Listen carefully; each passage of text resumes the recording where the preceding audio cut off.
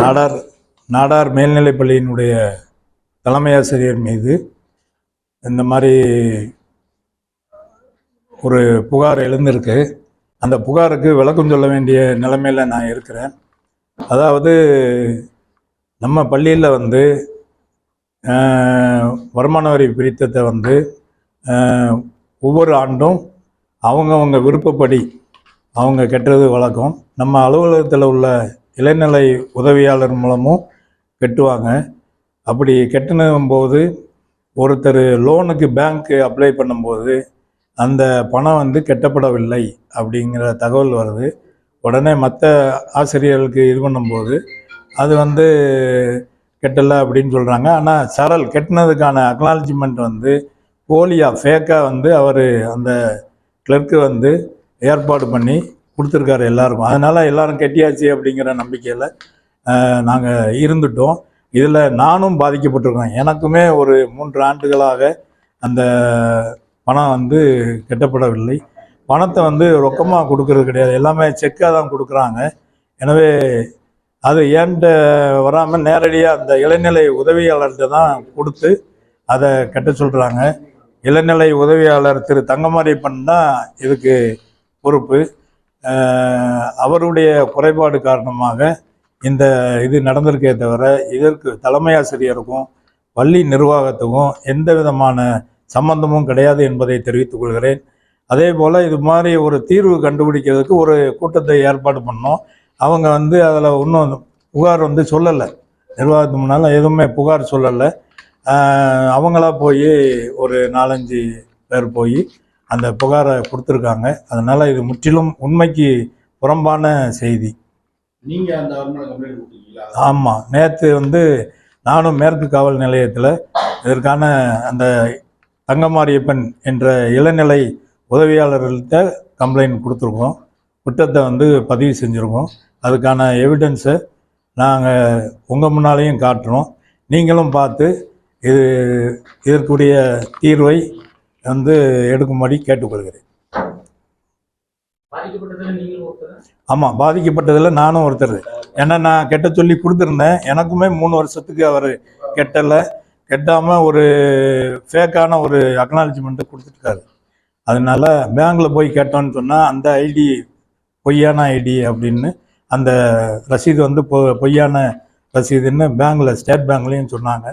அந்த அடிப்படையில் தான் இன்றைக்கி வந்து இருக்குமே தவிர தலைமை ஆசிரியர் வந்து எந்த விதமான பண இதுக்கோ எதுக்குமோ அவர் வந்து பொறுப்பில்லை என்பதை தெரிவித்துக் கொள்கிறேன்.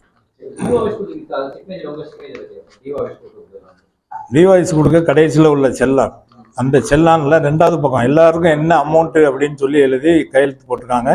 அதில் இளநிலை உதவியாளர் சைடு சிக்னேச்சர் போட்டிருக்காரு முதல் பக்கத்தில். அடுத்தது உள்ளது பூரா ஃபேக்காக இருக்குது. அது அவங்களே சொன்னாங்க, ஃபேக்காக இருக்குது. ஃபேக்கில் வந்து அவர் கையெழுத்து பண்ணாமல் உங்கள்கிட்ட மட்டும் இது பண்ணியிருக்காரு, வாங்கியிருக்காரு அப்படிங்கிற தகவலையும் சொன்னாங்க. அதனால் எல்லாமே இது போலி. இதை வந்து இளநிலை உதவியாளர் தங்கமாரியப்பன் அவர்களிடம் விசாரணை செஞ்சால் இதுக்குரிய விளக்கம் வந்து சம்மந்தப்பட்டவங்க. இப்போ பார்த்தீங்கன்னா 10 பேருக்கு டேக்ஸ் வரல, 32 பேர் வேலை பார்க்காங்க. 10 பேருக்கு டேக்ஸ் வரல, அவங்க கட்ட வேண்டியதில்லை. மீதி கொஞ்சம் பேர் வந்து அவங்களாவே கட்டுறாங்க. இதில் இந்த பாதிக்கப்பட்டவங்க இருக்காங்கல்ல, அவங்க வந்து தங்கமாரியப்பன்கிட்ட கொடுத்து பணம் கட்ட சொல்லக்கூடியவங்க. அது ஒரு 17 பேர். இன்கம் டேக்ஸுக்கு பணம் கட்டுறது சம்மந்தமான செக்கு வந்து உங்கள் பார்வைக்கு ஏற்கனவே காட்டியிருக்கும். இது வந்து அவருடைய கையெழுத்து, அவருடைய சொந்த பொறுப்பில் உள்ள செக்கு, அக்கௌண்ட்டு ஐஓபியில் வச்சுருக்காரு. அதனால் இந்த பணத்துக்கும் இதுக்கும் சம்மந்தம் இல்லை. ஆசிரியர் ஒருத்தர் எழுதியே கொடுத்துருக்காரு. அவர்கிட்ட நான் நேரடியாக கொடுத்தேன், ஆனால் வந்து எனக்கு வந்து 23-24 கட்டலை அப்படிங்கிறத இதாகவே கொடுத்துருக்காரு. நிர்வாகம் வந்து கேட்டு சொல்லணும் அப்படின்னு சொல்லி அதனால் அவங்க புகாராக கொடுத்துருக்காரு. இது அந்த சம்பவம் தெரிஞ்ச பிறகு 8ஆம் தேதியிலேருந்து. ஆமாம், 8ஆம் தேதி தான் அவர் பாய்சன் அடிக்கிறாரு. 8ஆம் தேதி பாய்சன் அடிச்சிடுறாரு.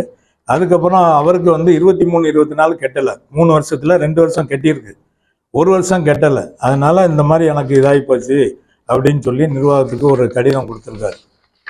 சரியா. ரெண்டாவது 7ஆம் தேதி என்கிட்ட அரை நாள் விடுமுறைன்னு சொல்லிட்டு போனவர் 8ஆம் தேதியிலேருந்து எந்த தகவலும் தெரிவிக்கலை. 8, 9, 10 ஆயிடுச்சு. 3 நாள் பள்ளிக்கூடம் நடந்திருக்கு. நான் இந்த மாதிரி லீவு எதுவுமே சொல்லலை. நானாக செய்தி கேள்விப்பட்டு தான் மருத்துவமனையில் அவர் இருக்கார் அப்படின்ட்டு நினச்சி இது பண்ணேன். சொன்னாங்க. இதுதான் வந்து உண்மையான செய்தி. அதாவது அந்த ஃபார்மை ஃபில்அப் பண்ணி கொடுக்கறதுக்கு கொடுத்துருக்கேன். அவர்கிட்ட தான் ரூபா கொடுக்கணும்னு எந்த இடத்துலையும் நான் சொல்லலை. பள்ளி அலுவலகத்தில் நீங்கள் வருமான வரி பிடித்தம் சம்மந்தமான ஃபார்ம் இருக்கும்ல, அந்த ஃபார்மை ஃபில்அப் பண்ணி கொடுங்க அப்படிங்கிறதான் கொடுத்துருக்கேன். ஆமாம், அது கொடுத்தா தான் நமக்கு வந்து டிவைஸில் ஒப்படைக்கணும்ல, அதுக்காக தான்.